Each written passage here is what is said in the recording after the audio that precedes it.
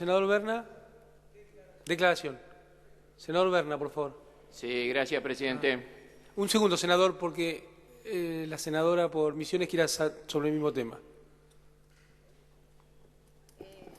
Para la aclaración, por haber sido autora de la ley y orgullosa de esta decisión que ha tomado tanto el Congreso del Senado de la Nación como la Cámara de Diputados, quiero informar que a pesar de no estar reglamentada por los respectivos decretos de presidencia, se han ido llevando adelante las medidas necesarias y en el día de ayer el propio ministro Abal Medina y el secretario de Medio Ambiente han expresado justamente la gratitud hacia el Congreso Nacional sobre esta herramienta que le hemos dotado para hacer frente a tamaña catástrofe como la de la provincia de Córdoba y otras 7 provincias más de la República Argentina. Por eso comparto la necesidad de la continuidad de la reglamentación, pero aclaro que a los efectos de la implementación de lo que está sucediendo, la ley ha sido suficiente. Muchísimas gracias. Gracias, senadora. Senador Berna, ahora. Sí, gracias, presidente. Es para pedir la preferencia en un proyecto de ley con dictamen de comisión, que es el expediente S1433 de este año, en el cual ratificamos el carácter de servicio público esencial de la telefonía móvil o celular, autorizando al Poder Ejecutivo a fijar las tarifas y, sobre todo, a crear un fondo de comunicaciones móviles. Esto es porque la telefonía celular es el servicio público que más reclamo tiene por parte de los usuarios en la Argentina. Y no hay inversiones de la telefonía. Primero lo notábamos en el interior, donde hay determinados lugares en los que no tenemos señal. Ahora ya se nota en los grandes centros urbanos donde venden aparatos cada vez con más tecnología y se satura por falta de inversión. La ley esta es lo que le permite al Estado controlar que las empresas hagan inversiones de acuerdo a la calidad que ofrecen prestar. Yo pido que se haga dictamen de la Comisión de Comunicaciones y que el tema sea debatido en el recinto en la última sesión del mes de octubre con dictamen de la Comisión. Gracias, presidente. Gracias, senador. Senadora Luna. Solicitar la incorporación y el tratamiento del orden del día 288, que es un proyecto de mi autoría estableciendo la obligatoriedad de disponer un espacio destacado en los medios de transporte público de pasajeros. La leyenda Las Malvinas son argentinas y que fue aprobado en la Comisión de Infraestructura, Vivienda y Transporte por unanimidad. Gracias, senadora. Senadora Riofrío. Señor presidente.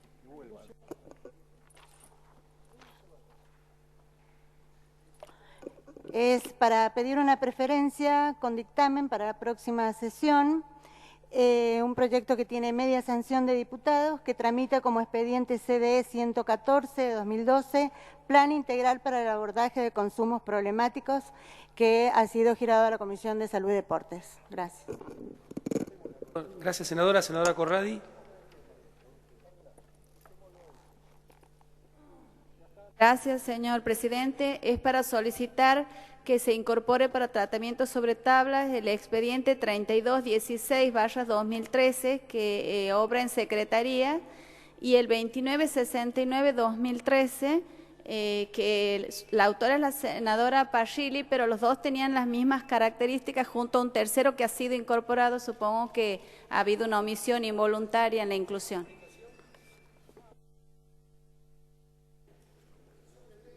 Gracias, senador. Senador Igonet. Sí, señor presidente, para que podamos tratar hoy que quede en la mesa un proyecto de ley de la creación del Instituto Nacional de Prevención, Tratamiento y Diagnóstico de las Enfermedades Cardiovasculares. La verdad que todos sabemos este tema, lo importante que es, la cantidad de muertes que tenemos. Es un tema que ya había sido de mucho interés, estaba hablado con el senador Cano, en la Comisión de Salud tuvo dictamen total, estaría faltando el dictamen de la Comisión de Presupuesto, pero es muy apoyado por la Sociedad Argentina de Cardiología, así que quisiera que lo pudiéramos, y el Ministerio de Salud, por lo que quisiera que lo pudiéramos tratar hoy. Queden. Gracias, senadora. No vamos a poner a votación. De conformidad con lo dispuesto en el artículo 187 del reglamento, la Presidencia informa que se ha dado cuenta en el sitio intranet de la lista de asuntos ingresados hasta la fecha, a efectos de que eventualmente los señores y señoras senadoras se sirvan formular las manifestaciones que estimen pertinentes. Señor secretario.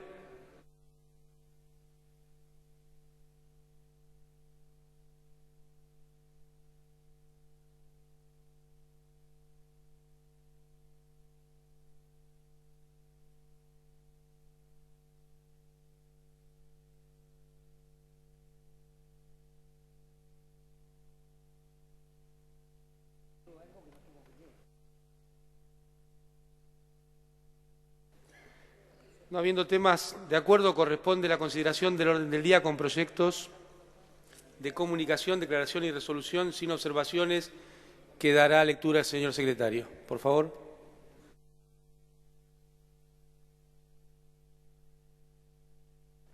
Hay uno solo que es la orden del día 498 de la senadora Jiménez, expresando beneplácito por el lanzamiento del programa Siempre 100% emprendedora en la provincia de Misiones. En consideración, Amado. En consideración.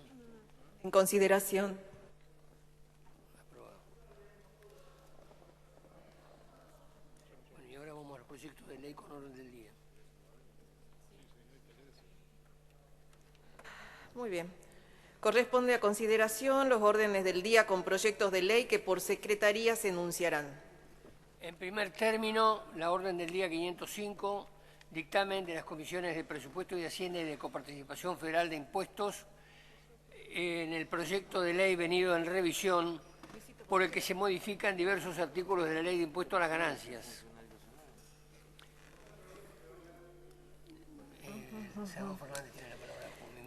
Senador Fernández. Muchas gracias, Presidenta. Tiene usted la palabra. Muchas gracias. En mi condición de presidente de la Comisión de Presupuesto y como miembro informante del Bloque para el Frente para la Victoria, vengo a presentar el proyecto con media sesión de diputados caratulado como CD 39 del presente año. El proyecto incorpora materia imponible que grafica y califica operaciones que literalmente no pagaban impuesto a las ganancias y que venían siendo cuestionadas no solamente por nosotros, sino por legisladores, hombres y mujeres de distintos colores políticos, convencidos que más temprano que tarde debían pagar este tipo de operaciones impuesto a las ganancias.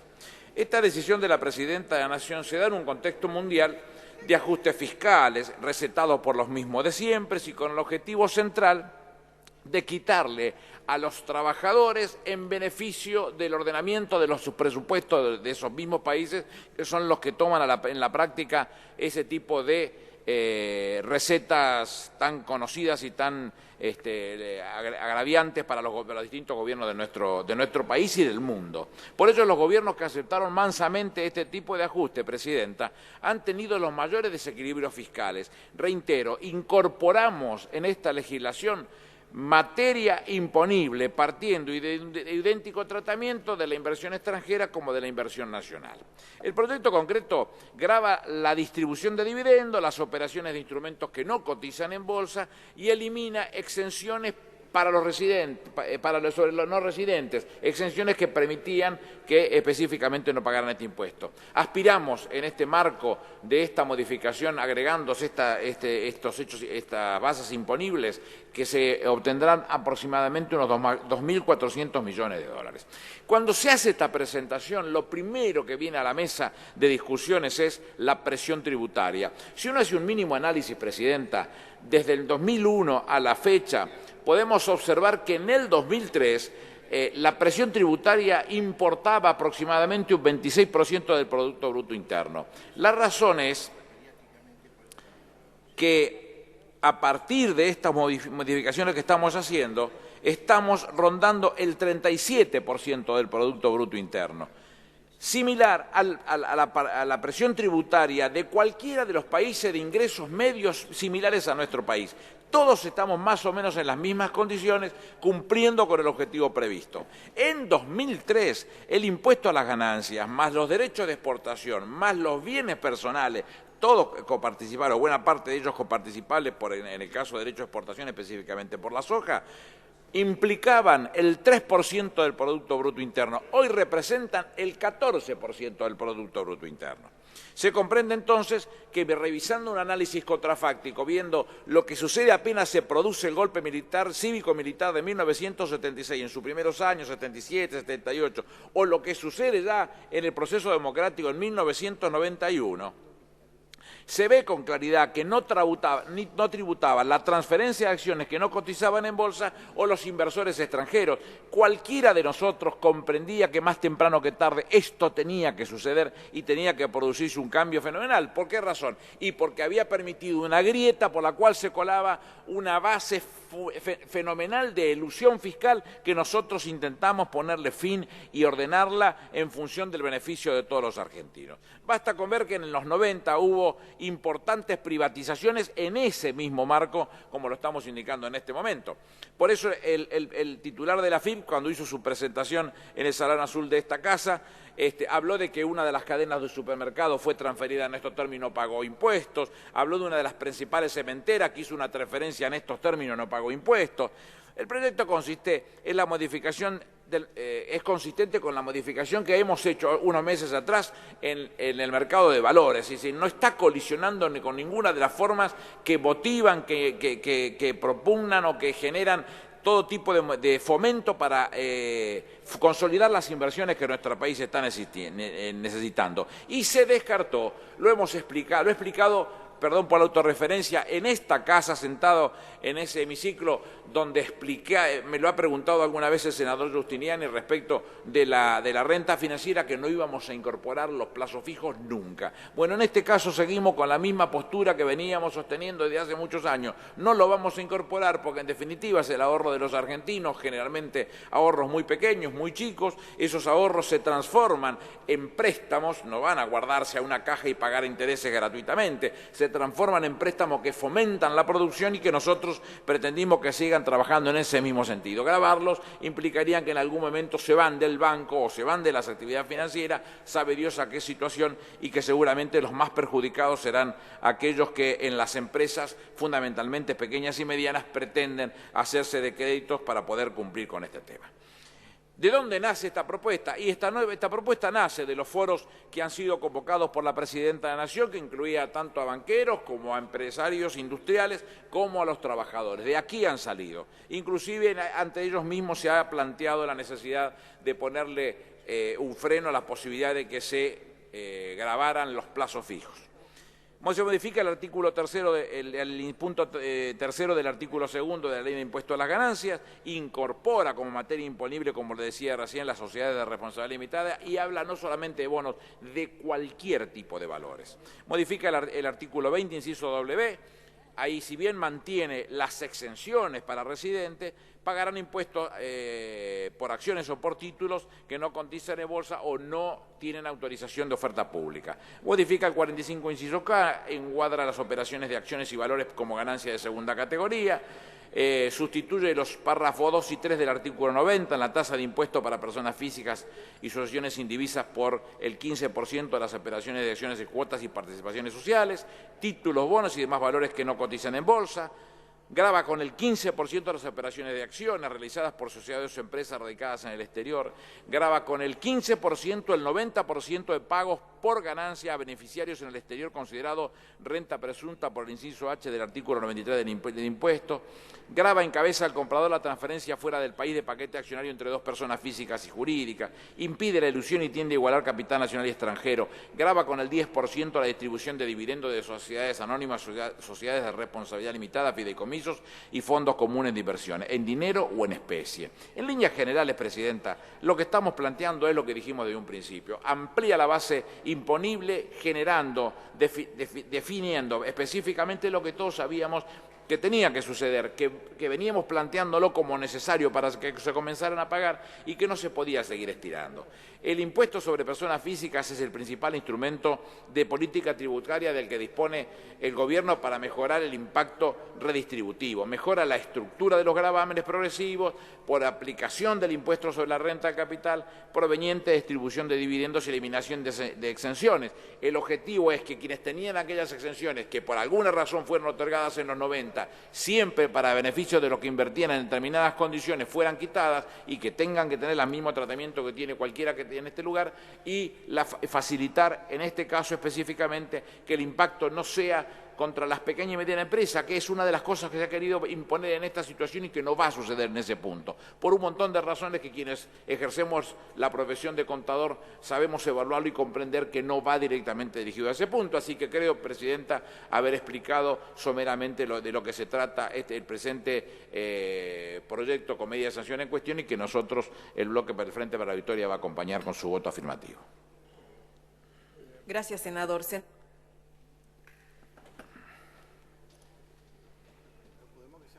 Hay un listado.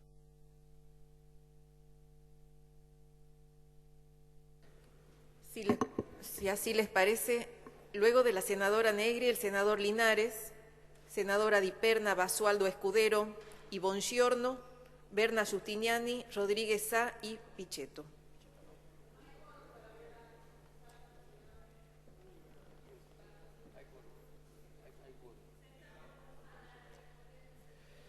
Chicas, si se sientan podemos votar.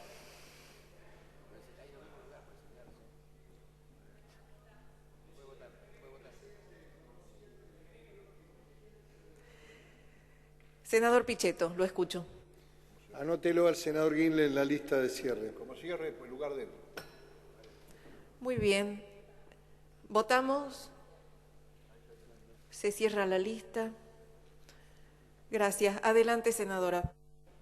Gracias, Presidenta. La verdad que no puedo compartir con el miembro informante lo que ha, con el respeto que me merece el presidente de la Comisión de Presupuesto, pero es casi como que estuviéramos en Alicia, el País de las Maravillas, ¿no? Acá el objeto de este proyecto de ley, lo tenemos que decir claramente, es un impuesto que, como bien dijo él, grava los dividendos y la compraventa de acciones, pero casualmente grava de las empresas que no cotizan en bolsa. Y las empresas que no cotizan en bolsa son exactamente las pymes. Y la realidad de la República Argentina muestra otro diagnóstico distinto, con el que difiero absolutamente con el que ha dado el senador Fernández. Quiero dejar aclarado además, porque por ahí se dice se está discutiendo la baja del impuesto a las ganancias de los trabajadores. Claramente, no estamos discutiendo la modificación del mínimo no imponible. Y no estamos discutiendo, porque no lo podemos discutir, porque se delegaron facultades, se delegaron en una ley que nuestro bloque, el artículo 4, lo votó en contra, pero además una ley que hoy a la luz, no sé realmente por qué nadie lo ha planteado, pero a la luz del tiempo transcurrido y del uso de las facultades, es absolutamente inconstitucional porque no cumple el artículo 76 de la Constitución, que dice que tiene que ser por plazo determinado, y el artículo 4 no fija plazo, y esas facultades que son inherentes al Congreso, hoy las está ejerciendo por una delegación inconstitucional la Presidenta de la Nación. Entonces, cuando se dice por ahí, se lee en los diarios o uno escucha el que vota en contra de los trabajadores, no, señores. Esto no tiene nada que ver con la base del mínimo no imponible, que no lo estamos tratando. Sí tiene que ver con afectar y cargar la presión tributaria sobre los sectores productivos, sobre las pymes, sobre los que menos tienen, sobre las empresas familiares. Eso tiene que ver el impuesto que hoy estamos tratando. Fíjese, Presidenta, ¿cuántos son los sujetos que van a quedar encuadrados en este impuesto. Son 700.000 pymes. Las pymes generan el 70% de los puestos de trabajo de la Argentina. El 70% de los empleos están generados por las pymes. Y fíjese otra cosa, Presidenta, ¿no? Nosotros acá tratamos en su momento una ley para regular las empresas recuperadas, las cooperativas de trabajo. Bueno, las cooperativas de trabajo, las empresas recuperadas en la Argentina, hoy son 350 empresas, 25.000 puestos de trabajo y son todas pymes. Son todas pymes. Entonces, significa que no es los que más tienen. Sí hay 350 empresas, de acuerdo a los datos oficiales dados por la Asociación de Empresas Recuperadas, con 25.000 puestos de trabajo en la Argentina, significa que las pymes no están bien en la Argentina. Y que, no obstante eso, este Congreso quiere aumentar la carga tributaria sobre las pymes. Este ingreso, además digo una cosa, las pymes les es muy difícil acceder al mercado bancario, a la banca como fuente de financiación.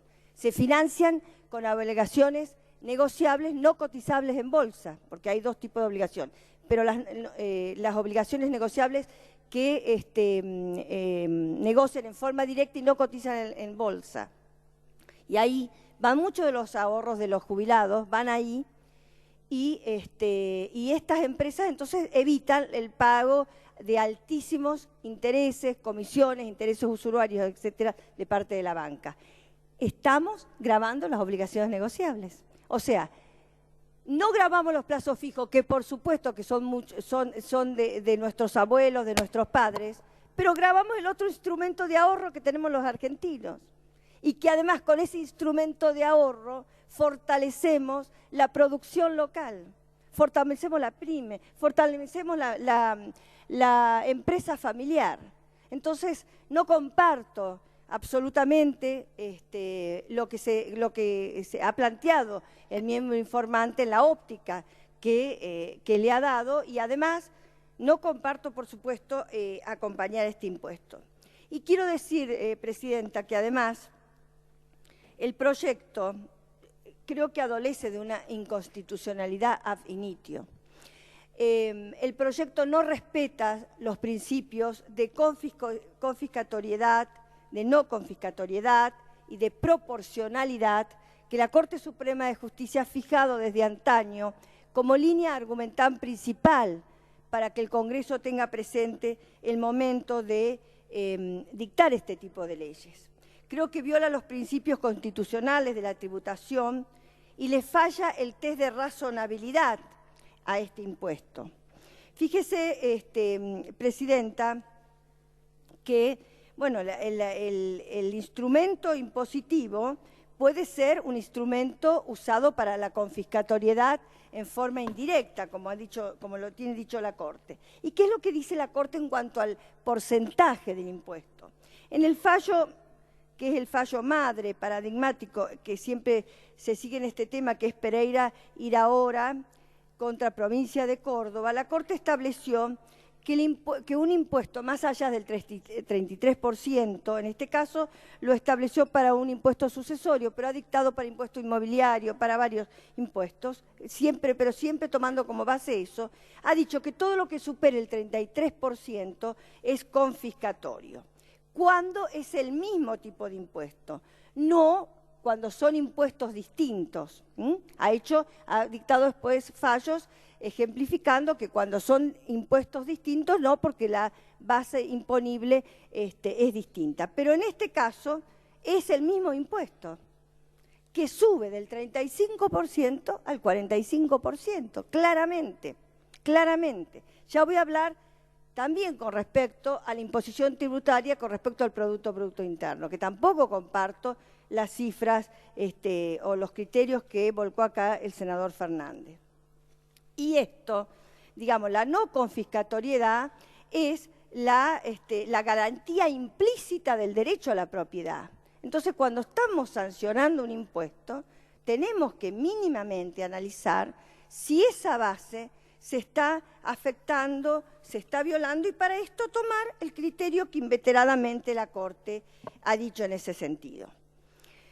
Bueno, esto no se aplica para los impuestos aduaneros a la importación, ha dicho la Corte en el fallo Montarcé de 1974, y cuando tienen distintas bases imponibles, como lo referenciaba en primer lugar.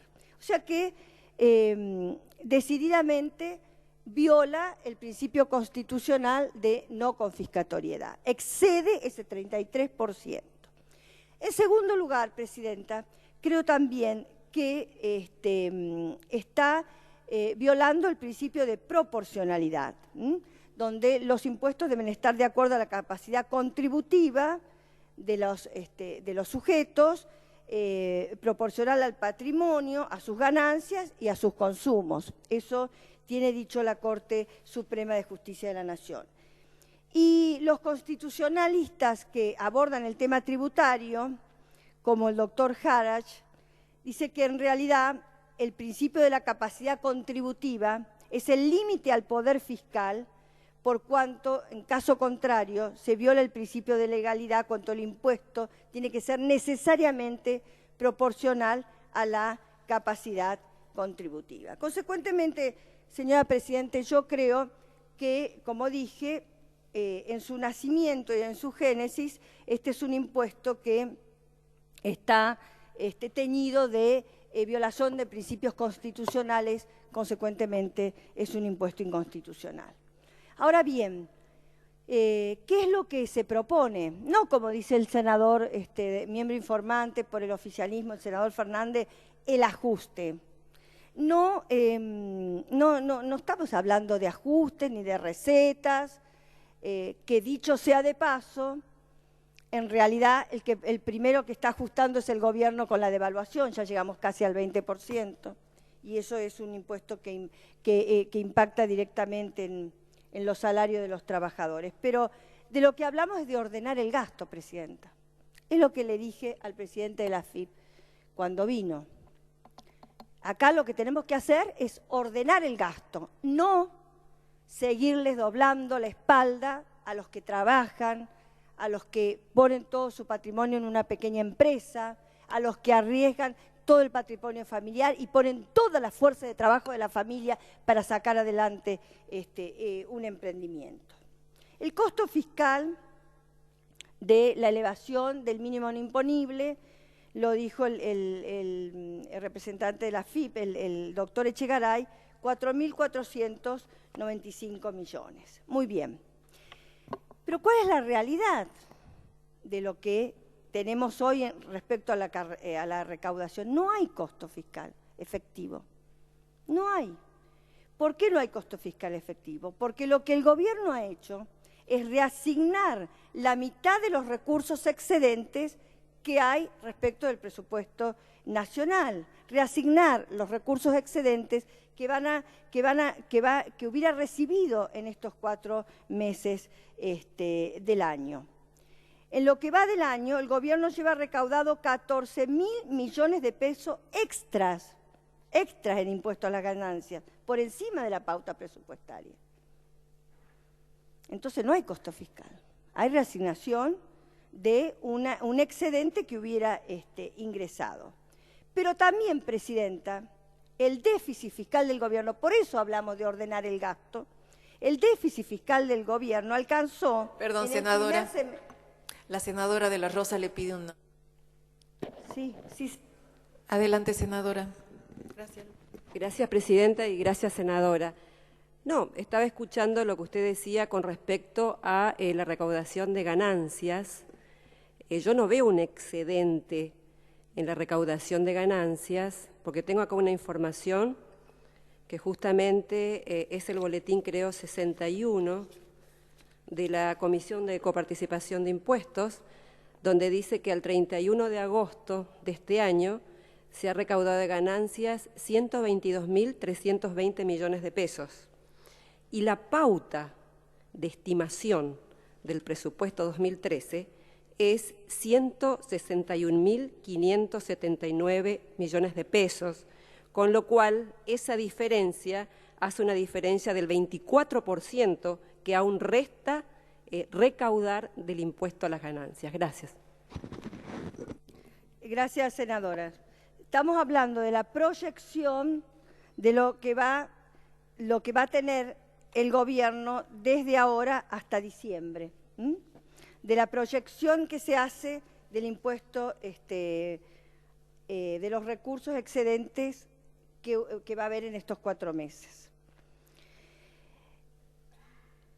El déficit fiscal, por eso hablamos de reordenar el gasto. Mire, Presidenta, el déficit fiscal alcanzó al primer semestre del año 2013 16.589 millones de pesos. O sea que representó un 89,7% de incremento con relación a igual periodo del año 2012. ¿Y cómo fue impactando esto en el salario de los trabajadores? Y bueno, en el año 2007, que es cuando ingresó la presidenta, pagaban un 7,3% de trabajadores impuesto a las ganancias. Ahora, en diciembre del 2012, que es el último dato que tengo, alcanzaba el 31,5% de trabajadores. O sea, de 500.000 trabajadores pasaron a 2.300.000 trabajadores pagando el impuesto en las ganancias. ¿Y cuál es la presión tributaria con respecto al Producto Bruto Interno? Si mal no recuerdo, el senador Fernández habló de un 14%. La presión tributaria hoy, en el 2013, alcanza al 42,8% de la recaudación fiscal. La recaudación tributaria de la República Argentina, Presidenta, es la más alta con relación, la presión, disculpe, no recaudación, presión, es la más alta de la región. Por ejemplo, en Uruguay, con relación al producto, en Uruguay es del 25%, en relación a las sociedades, ¿no?, a lo que estamos comparando. En Chile es del 20%, en Paraguay es del 10% y en Brasil es del 34%. Entonces, este impuesto que hoy estamos creando, que lleva al 45%, porque 35% pagan las sociedades. Entonces, cuando se decide, se cierra el balance, el proyecto de balance se aprueba por la Asamblea de Accionistas, se transforma en balance, de eso es un 35%. La utilidad se le saca el 35%. Una vez deducido eso, se reparten los accionistas.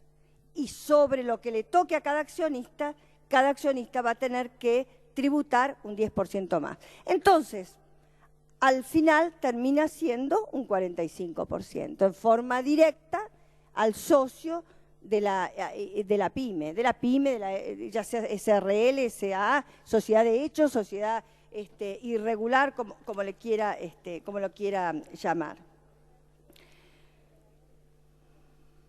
Bueno, en el 2001 alcanzaba el 22%, creo que el senador Fernández habló algo del 26% al 2003 aproximadamente.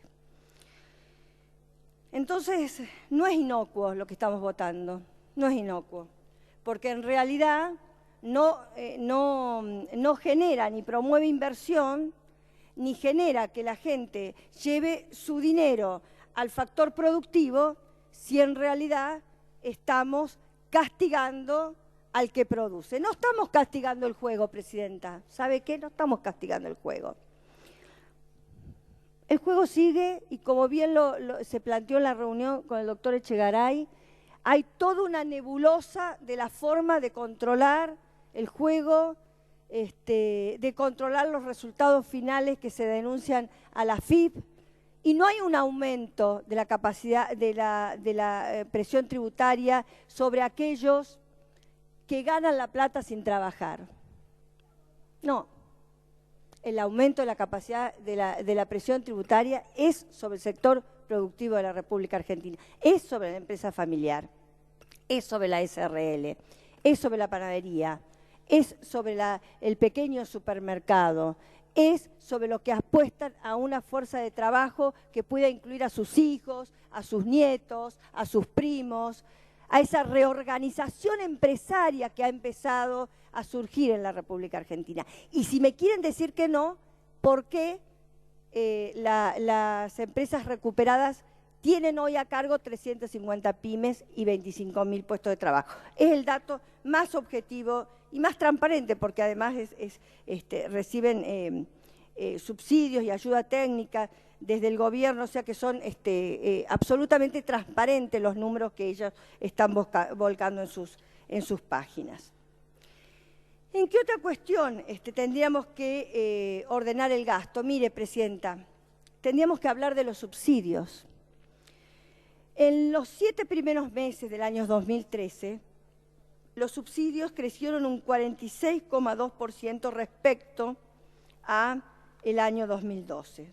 Totalizan a julio del 2013 68.265 millones contra 46.679 millones que pagamos a julio del 2012. Representan 15 veces el costo fiscal del impuesto de la medida de ganancias. 15 veces. 15 veces. Y la verdad, Presidenta, que también esto yo lo planteé cuando vino el doctor Echegaray, la verdad es que le estamos subsidiando a los ricos de la capital, estamos subsidiando a los barrios privados, estamos subsidiando a los sectores privilegiados, no en igualdad de condiciones con el resto de la Argentina. No hay racionalización del subsidio. No hay racionalización del subsidio. Llamaron, cuando la Presidenta ganó, llamó a hacer una renuncia personal de los más pudientes a los subsidios. ¿Cuál es el resultado de eso? ¿Y los que no renunciaron qué? Nada. Y seguimos en igualdad de condiciones, no en igualdad de condiciones, en situaciones desiguales, porque en realidad el tributo tiene que ser igual para los iguales, pero diferenciado para los desiguales. Por eso es la proporcionalidad constitucional que el tributo debe llevar, exigencia constitucional. En el sector energético, la suba ha alcanzado el 70,2%. Y también hablamos de reordenar otros gastos, Presidenta. También hablamos de reordenar otros gastos. Hablamos de reordenar el gasto de Aerolíneas Argentinas, se lo dijimos ayer al presidente de Aerolíneas cuando vino.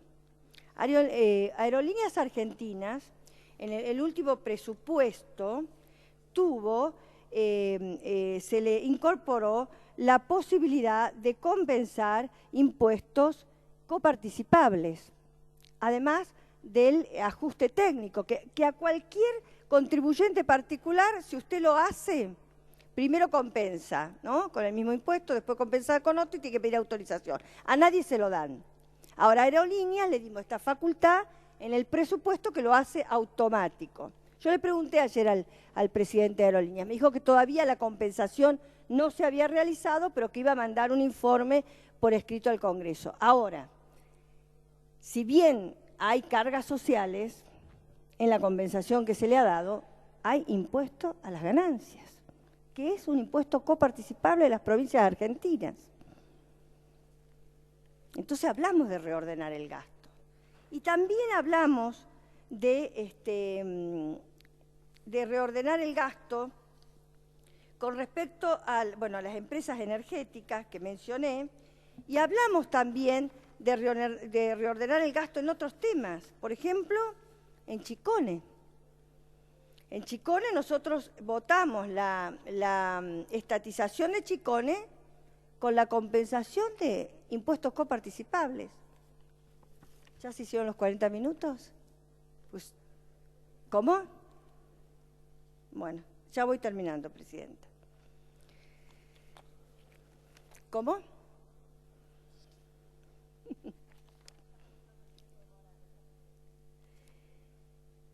Con relación a la proporcionalidad que la carga tributaria, la presión tributaria tiene con respecto al Producto Bruto Interno, según la información que la ha extraído de ASAP, dice que el gobierno pasó de una presión tributaria del 22% en el 2001, que hacíamos referencia recién, al 38,6% en el 2012, y en el presente año lleva un ratio ya del 40%, y si añadimos a eso el impuesto inflacionario, llegaríamos al 42,8% de la presión tributaria con relación al Producto Bruto Interno, lo que significa un aumento del 94,5% respecto del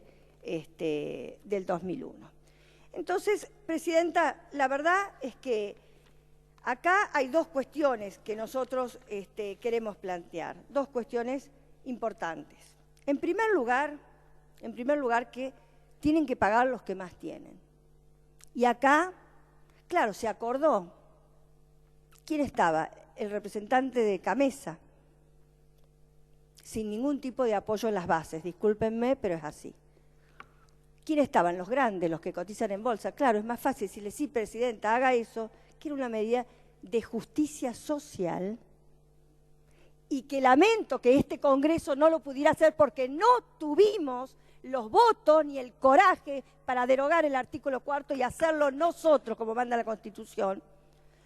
Pero los grandes empresarios dijeron, démosle a los trabajadores a costa de las pymes.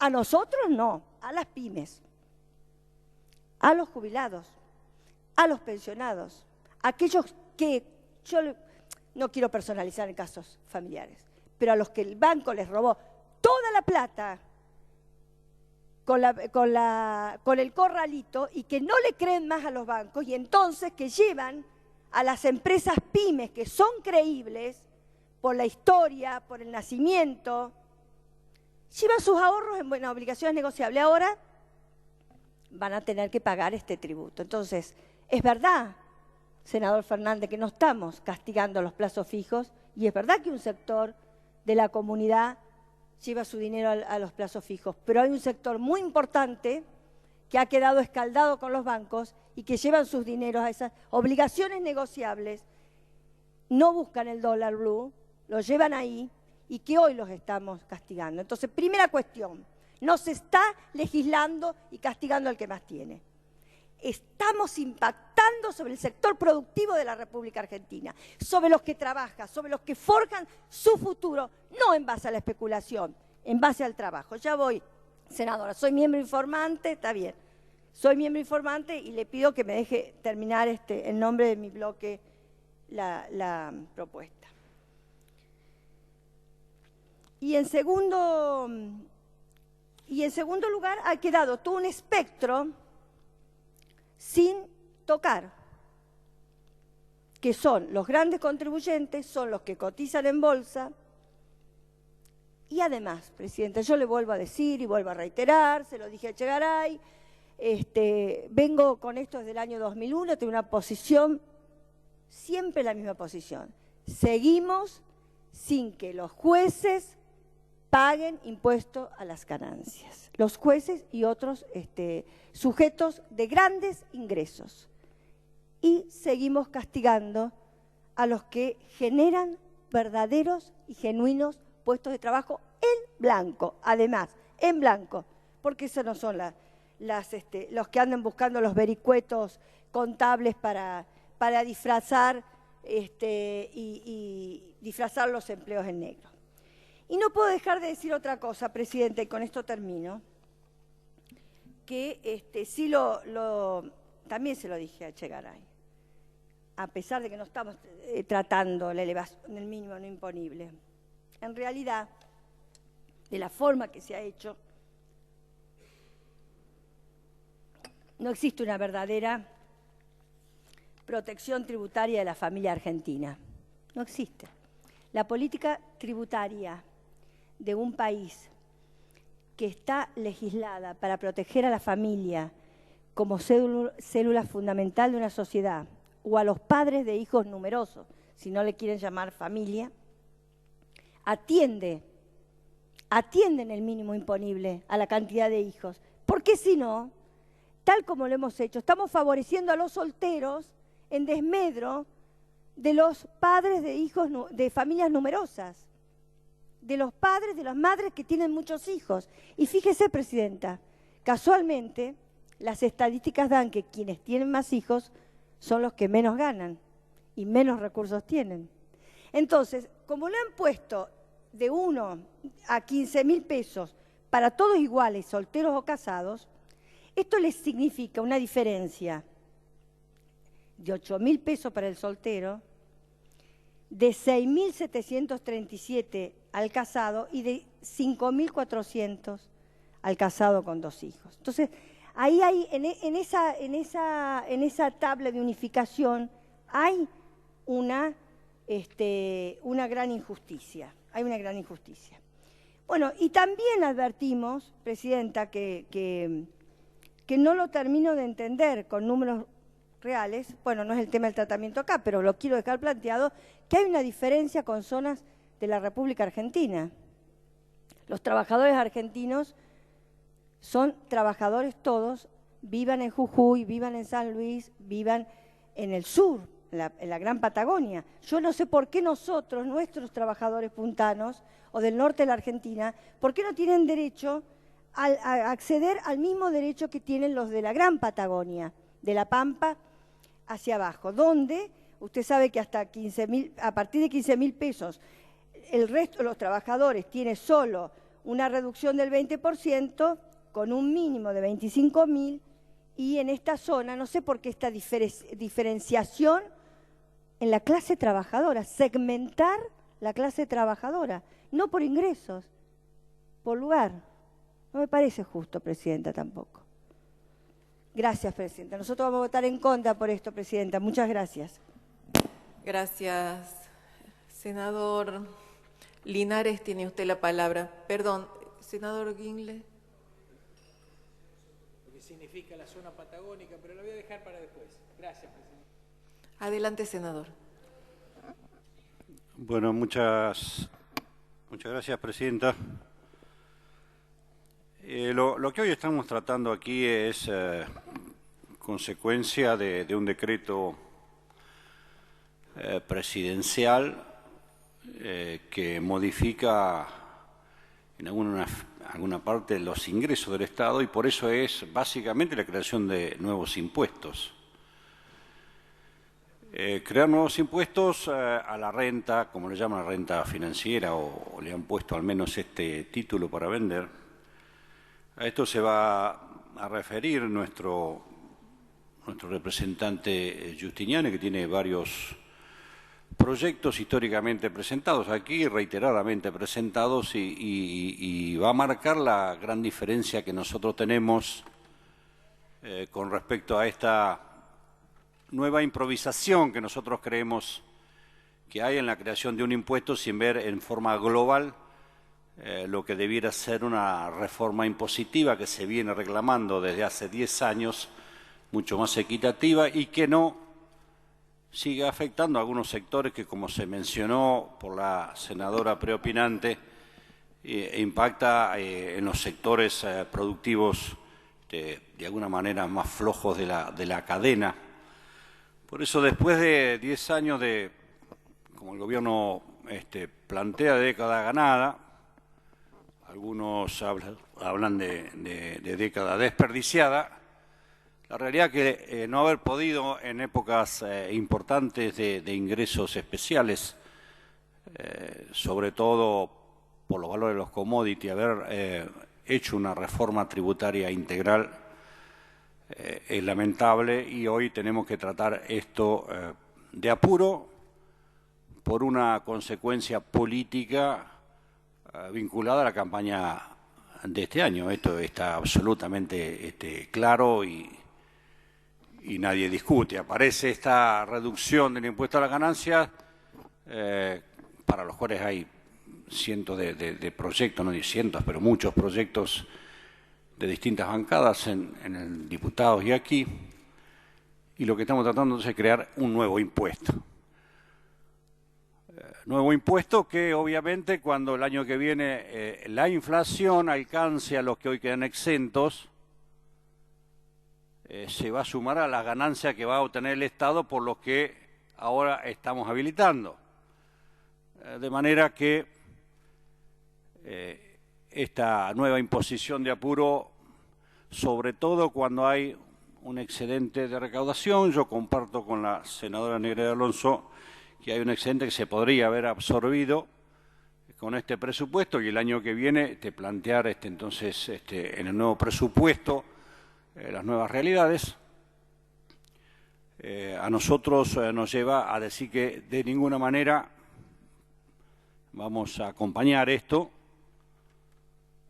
porque, como decíamos, tiene consecuencias directas sobre el déficit fiscal que ya tenemos, pero fundamentalmente porque estas modificaciones del decreto de la presidenta no solamente no corrigen, sino no reconocen lo que para nosotros es el tema central por lo cual estamos llegando, que es el tema inflacionario.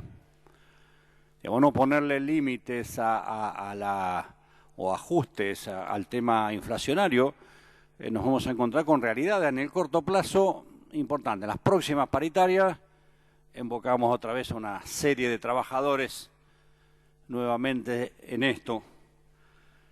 Y haciendo un poco de resumen de lo que fue la historia de este impuesto histórico en la Argentina, yo era chico, por ahí uno ha sido chico alguna vez.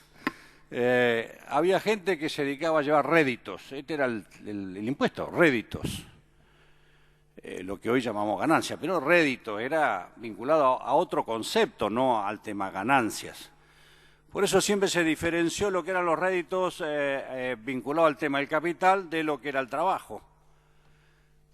Y después, a lo largo de nuestra historia inflacionaria, que hoy reiteramos lamentablemente con las consecuencias que ya sabemos que van a pasar y quién la va a pagar, y que no ajustamos en función de corregir la economía para controlarla. Sobre el año 1960 se hizo una nueva revaluación de las propiedades, de los capitales, para corregir las distorsiones que el proceso inflacionario en la Argentina había tenido. Entonces, en el año 1960 se dictó la ley 15.272 de revalúo de activos y que mencionaba en los argumentos que la necesidad de esta actualización está generalmente reconocida y que no requería mayor explicación, de manera que los capitales estaban absolutamente fuera de foco.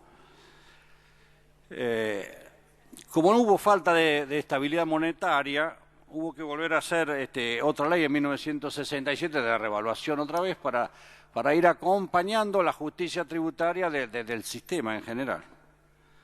Y recién el gobierno justicialista del 73-76 dicta la ley 21.481 donde reconoce ya un ajuste más o menos correcto que se mantuvo históricamente a lo largo de todos estos años hasta que apareció el justicialismo con Cavallo, que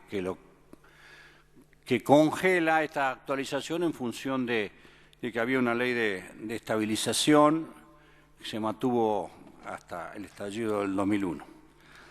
Por eso el tema inflacionario es un tema histórico vinculado al tema de que lo que pagan los trabajadores.